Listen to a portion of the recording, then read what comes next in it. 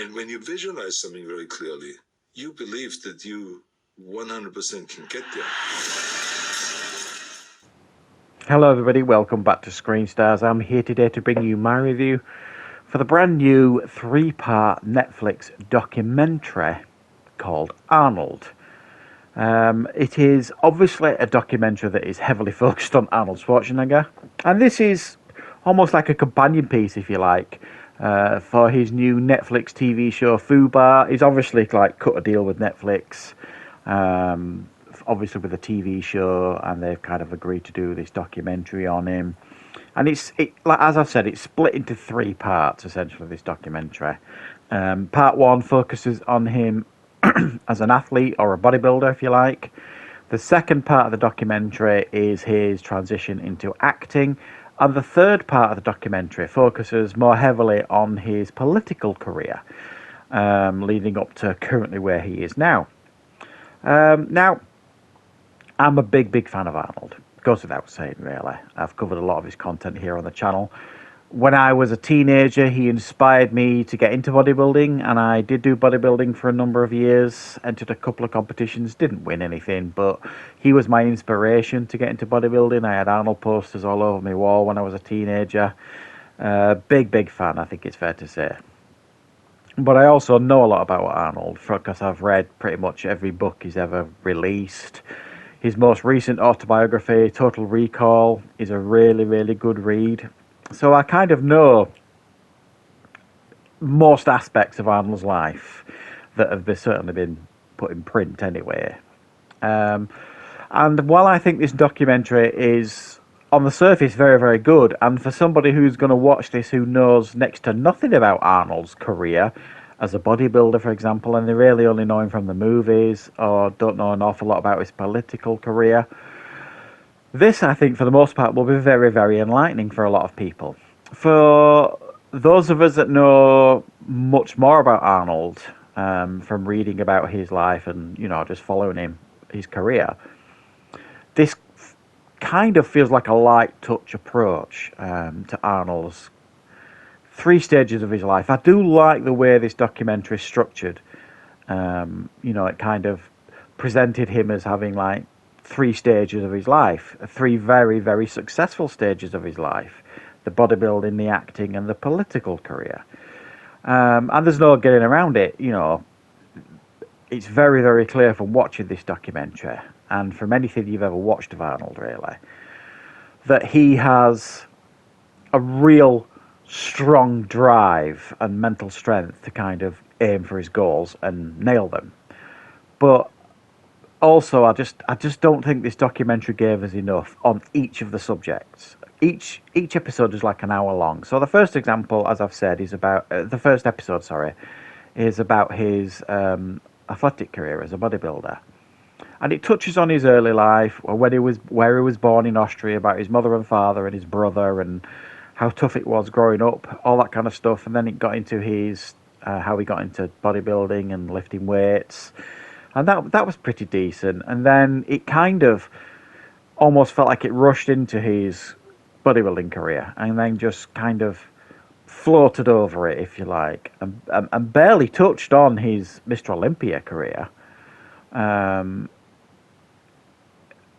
It didn't touch at all on his, because he basically retired, and he came back because they were doing Pumping Iron to do the Mr. Olympia for that. And then he came back later on, a few years later, to come back and do another Mr. Olympia, which was quite a controversial win because many people didn't think he should have won that one.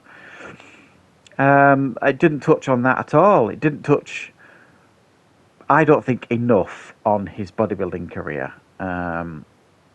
It felt quite a light touch approach, but for a layman's watcher, if you like, it probably gave you enough information.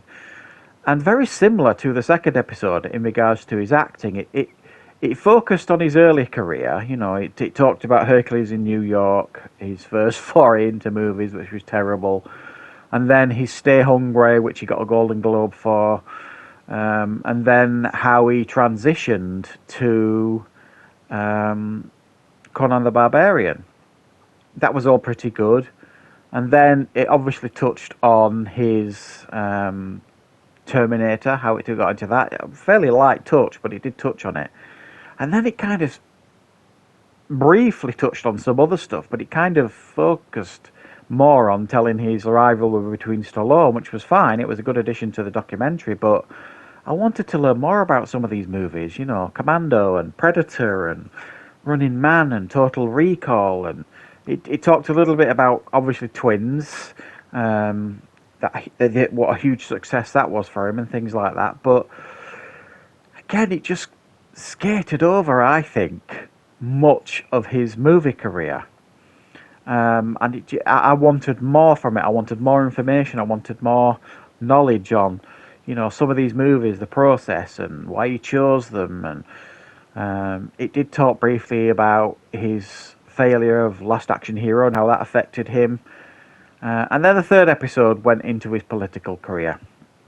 And I thought that was, for me, because I'm not a political person and I don't necessarily understand American politics either, it gave me enough information, because I consider myself a layman when it comes to politics. But there's probably some people would watch the third episode who were more into his political career that probably thought they didn't give anywhere near enough information in the third episode. For me, it felt just about right for someone who, is not really into politics. They gave enough information about how he got into office, some of his policies and all this kind of stuff. And then it did touch briefly on his breakup of his marriage and his illegitimate son, if you like, with one of his housekeepers that worked at his home for a couple of decades. So it did talk about that. It did talk about the accusations thrown at him when he went into politics about his groping in Hollywood and all that kind of stuff. And again, you could probably argue that was quite a light touch approach, but you could also understand that as well. I would imagine Arnold had quite a lot of control over the content of this documentary.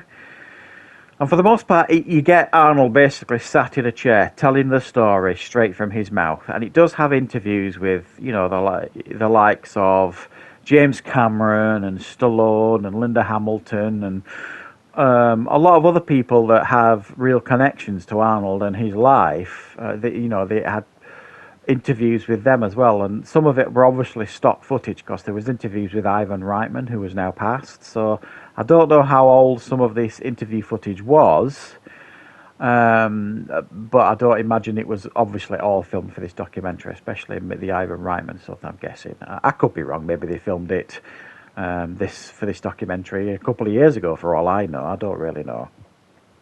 So I did overall really, really enjoy this documentary. I watched it with my wife, and I'm sure she found it quite enlightening in some of the stuff that they were talking about. I found it, for me, having a little bit more knowledge, to be a little light touch in its approach, and I think we could probably have maybe. I understand why this, as I explained, I understand why they split it into 3 episodes, because it made sense to do that. But it felt like I think they could probably have made each of the episodes longer and give us a little bit more information. It feels like it's been heavily edited down this, and it kind of, you leave this documentary feeling like you've learnt something about Arnold, but it hasn't kind of given you the real story about Arnold. But as I said, he probably had an awful lot of control about what was going into this. So if you're a fan of Arnold, or even if you're not a fan of Arnold, give this a watch. It'll certainly give you a lot more information about Arnold if you don't know an awful lot about him. I enjoyed with it. I do think Netflix generally do quite good quality documentaries, and I do generally enjoy watching them, and this is no different really. It's a nicely put together documentary, and it's an easy watch. So thanks for watching, guys. I hope you enjoyed this review. I'll be back with more content on the channel very, very soon.